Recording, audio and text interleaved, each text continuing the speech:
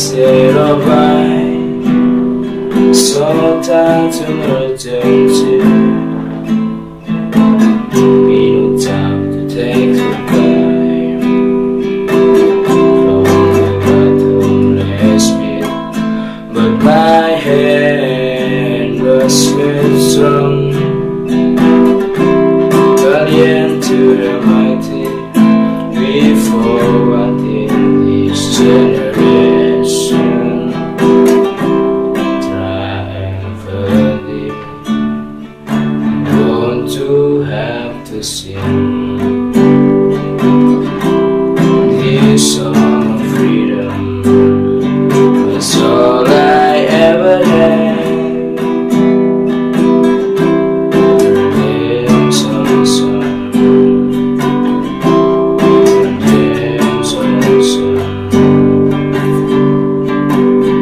Emancipate yourself from industry.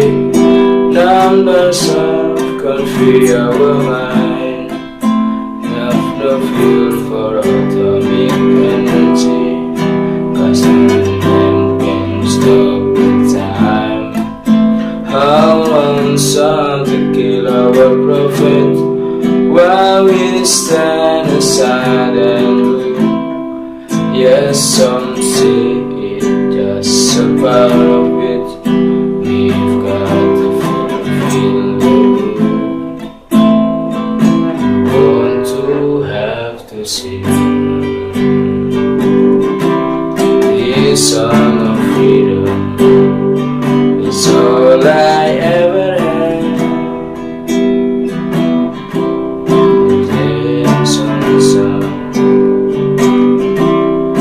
dance on the sun.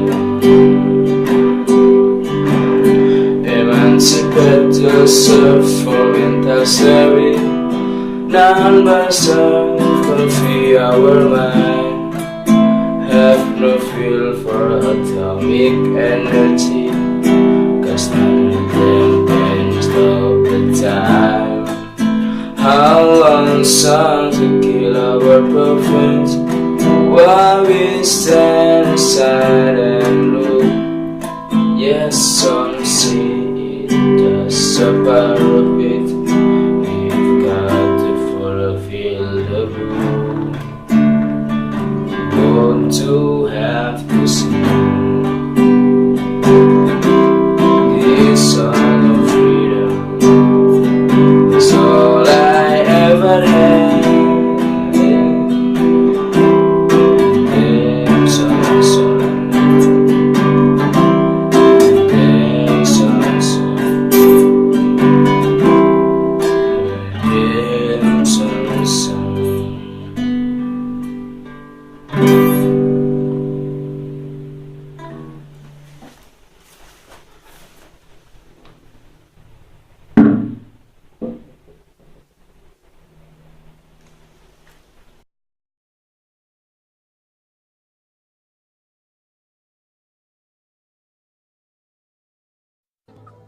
Erin nagre koyne bari arar mano shaje hujje to jelan mazu roite goi jelkhanam mazu phoser ওয়াচ্চা তিরেচ্চা তারার পর্যন্ত পাত না পার পানি না পার আজে 15 বছর চলে জুলুমত বানার শান্তি না ভাই আজো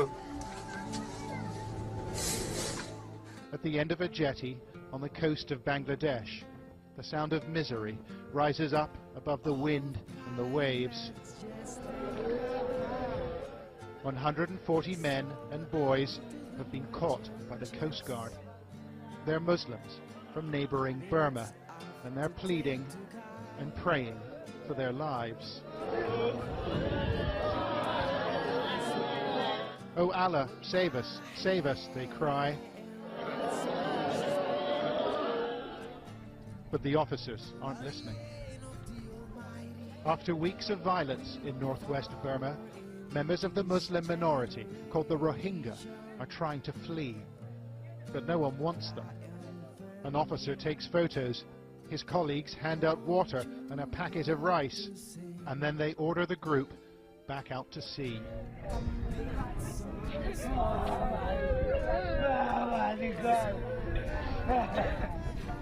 Their boats are leaking and they're badly overloaded. But it's not the voyage these men fear most. It's returning to Burma. They'll kill me, says this man. An officer from the Coast Guard replies, Allah will save you.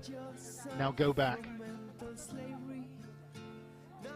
In Burma's Rakhine state, the fires have been burning for weeks. Homes have been razed and lives taken by hate-filled mobs. Ethnic Buddhists and the minority Muslims blame each other for the violence, but the facts are hard to come by. International NGOs have pulled their staff out, too dangerous they say, while Burma's government won't let independent observers in. Rohingya refugees who've made the crossing to Bangladesh, avoiding army patrols and the Coast Guard too. Some are hiding in farmers' shacks, and others have been taken in by sympathetic locals. Our team spoke to one traumatized family not far from the coast. They told us they had suffered greatly in Burma.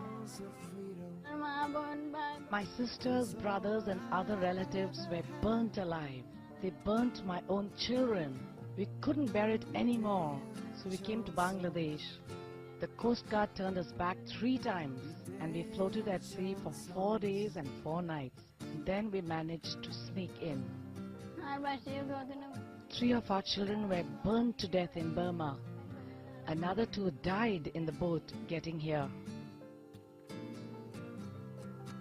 Like other Rohingya refugees, members of this family told us that policemen and members of the military in Burma took sides, participating in attacks on Muslims. Muhammad Islam says he saw a Burmese helicopter attack boats packed with refugees. There were 3 boats together when we set off, and another 3 followed us. The 3 boats that lagged behind were attacked by a helicopter and caught fire. He thinks almost 50 people were killed, although Burma has denied the allegation. The helicopter was circling in the sky. We saw something reddish fall on the boats, and instantly they exploded into flames. 300,000 Rohingya already live in Bangladesh, many in this desperately overcrowded refugee camp. And the government here says it won't take any more. The Rohingya are Burma's problem. But some have made it through, like these famished refugees eating rice on the floor of our team's hotel room. Everyone wants to take shelter in Bangladesh, but they can't get in. The police are everywhere. Mr. Shakur painted a distressing picture of his hometown, of residents and neighbours consumed by hate and bloodlust. They slashed our children. They put a sharp sword on the ground. They held infants above the sword and let the infants fall on it. They killed the babies that way. Did you see this happen? We asked him. Yes, I did. I saw it with my own eyes. They are shocking allegations, but is anyone prepared to listen? Burma's opposition leader, Aung San Suu Kyi, was feted in Europe for her stand against the country's military leaders, but she chose not to speak up for the Rohingya last week. She said she didn't know whether they were Burmese.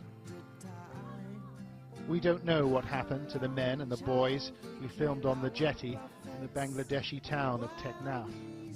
A local contact said 5 of the boats pushed back into the sea had disappeared by the next morning. But like much of the testimony we've heard, we've been unable to verify it.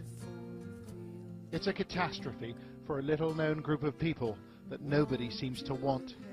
Only dialogue and generosity and human decency will prevent further loss of life.